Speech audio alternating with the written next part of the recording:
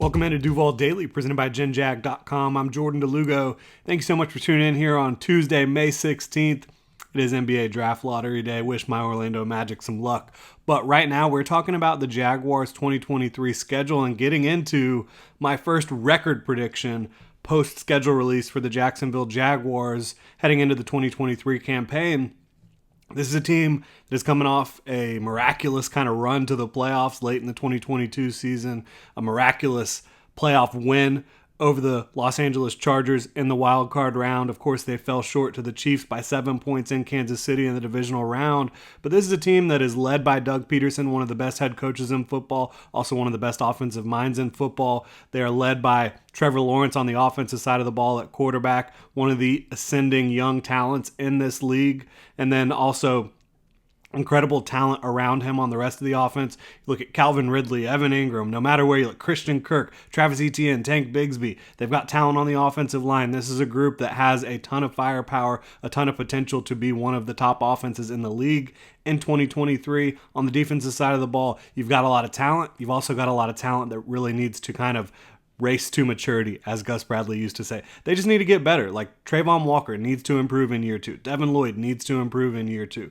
There's guys that need to take the step from very good to great, or from good to very good. I think if you see those things on the defensive side of the ball, combined with Mike Caldwell going into his second year as a defensive coordinator, you could see a lot of improvement on that side of the ball for the Jaguars. I do still think that they could improve in a couple spots, looking at nickel, looking at your third edge, the pass rush, the overall depth of that group, I think you could improve upon. But this is a talented team.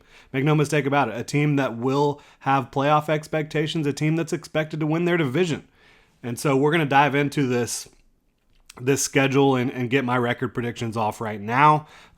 Week 1 at Indianapolis Colts, division rival. They've got Anthony Richardson. They've got Shane Steichen. A lot of talent overall on that roster. But I don't think they're quite going to be ready to take down the Jaguars in week 1. I think that the Jaguars will want a little revenge for the last time the two teams played. I think the Jaguars will just want to get back out on the field and show what they're made of after being a little disappointed following that loss to Kansas City in the playoffs. I think the Jags get the dub in week 1. Then they return home to host the vaunted Kansas City Chiefs, Patrick Mahomes, Andy Reid and company. The Jaguars, they can beat any team on their schedule. I will tell you that right now. But I'm not going to predict them to beat the Chiefs until I see them beat the Chiefs. The Chiefs are one of the best teams that we've seen over the last half decade. They've made it to the Super Bowl 3 times. They've won the Super Bowl twice. I'm going with the Chiefs and Patrick Mahomes in that one. So the Jaguars 1-1 after 2 games.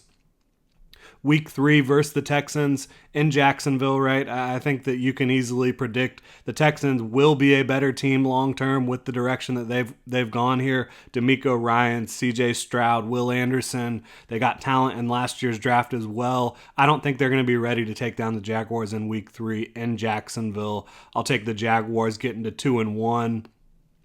Week 4 is when the Jaguars travel over to London for their 2-game trip. They host the Falcons in Week 4. Another young team that I do think is heading in the right direction. Don't know if they have the right trigger man at quarterback.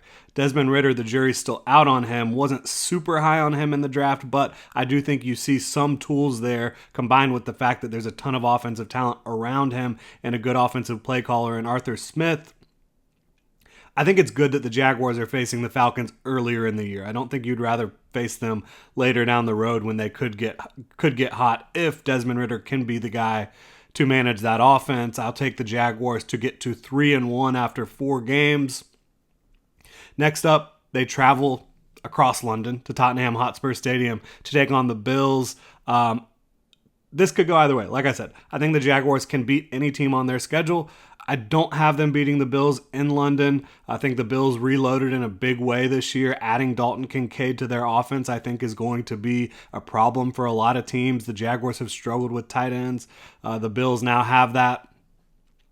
This could go either way. The Jaguars, maybe they have an advantage having been in London for a couple weeks. They certainly have taken away the Bills' advantage of, this is supposed to be a home game for the Bills. They're having to go to London to host the Jaguars. Not ideal if you're a Bills fan, but I still give the Bills the slight edge over the Jaguars.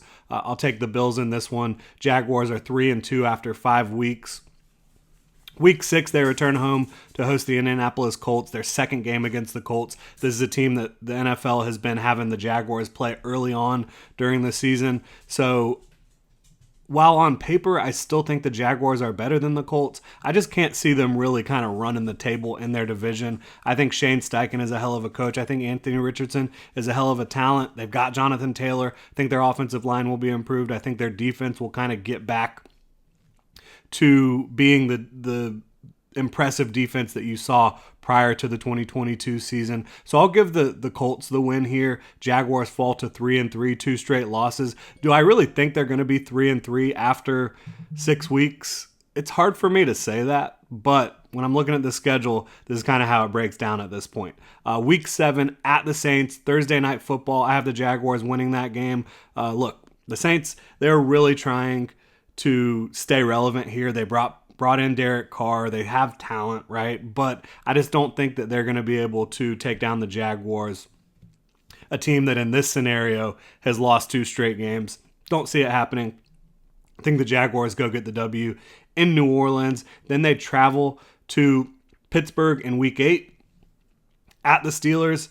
I'm going to give the Jaguars the win again. I think Mike Tomlin is a hell of a coach. I think Kenny Pickett showed development. I think they do have talent throughout their roster. But I think when you look at Doug Peterson and Trevor Lawrence versus Mike Tomlin and Kenny Pickett, I'm going to take the former over the latter.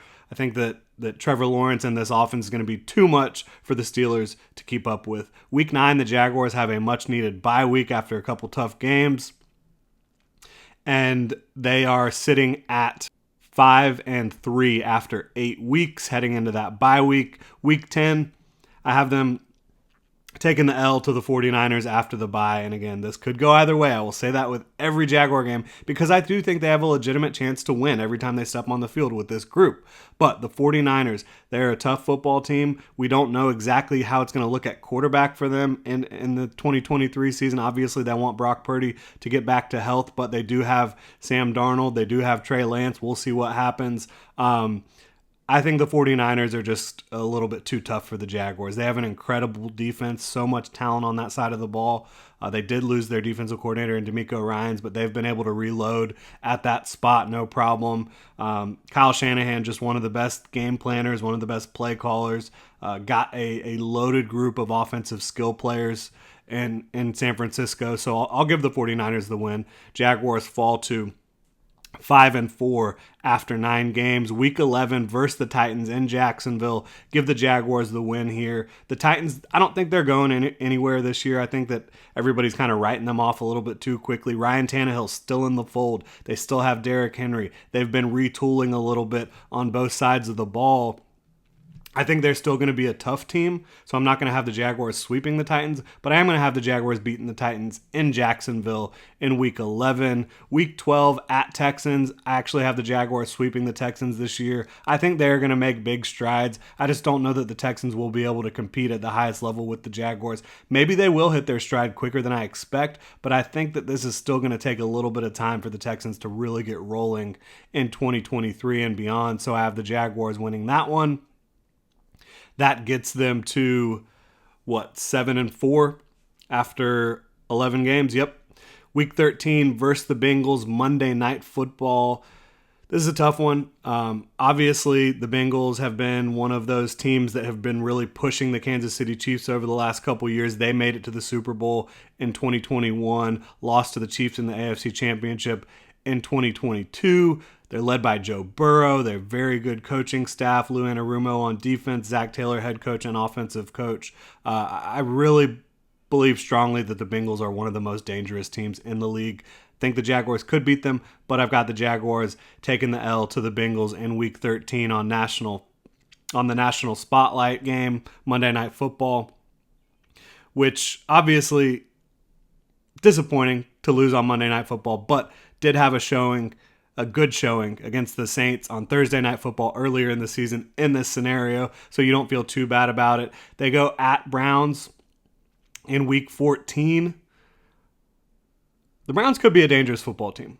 They absolutely could be. But that's going to rely on Deshaun Watson showing a lot more than he showed in 2022. I'm not ready to bank on that yet. So I will give the Jaguars the W in Cleveland against a talented team. Could be a nasty game. I think the Jaguars are built better now to play in these nasty games, having a Tank Bigsby, a Brenton Strange, a little bit more physicality up front and in the run game. So not too concerned with that. Give the Jaguars the W in Cleveland against the Browns. They return home to host the Ravens for the second straight year. In Jacksonville at TIAA Bank Field. Sunday Night Football. I've got them getting the win on Sunday Night Football against the Ravens. I think the Ravens have done a lot to retool around Lamar Jackson. I like a lot of what they've done, but this is a team that has just not been able to avoid the injury bug as of late. The last couple years, they've just been steadily injured, heavily injured, and I'm expecting that to kind of continue to a certain extent here for the Ravens in 2023. And I just think the Jaguars have a more complete team, a more balanced offense, a team that is going to be better than the Ravens in 2023. That's how I view it, bottom line. Week 16 at Buccaneers, another W. Buccaneers have a lot of talent on their roster, but they're in a transition period right now. Tom Brady out. They brought in Baker Mayfield. Who knows how's it going to play out for the Buccaneers at quarterback. But I have the Jaguars getting the dub against a team that don't really know what their direction is right now. Week 17 versus the Panthers. Got the Jaguars getting a W against Bryce Young and Frank Reich. Look, I think the Panthers have done a lot to build up this infrastructure, but in year one, I think it's just going to be a little bit too much for them to go take down the Jaguars in Jacksonville. Week 18, I've got the Jaguars splitting with the Titans. They go to Tennessee to play the Titans in Week 18. I've got them taking an L here to finish out the regular season, but the good news is, with this record prediction, the Jaguars only have 6 total losses. So you're telling me the Jaguars improve from 9-8 to 11-6. I think that makes a lot of sense. They have a tougher schedule than they did in 2022.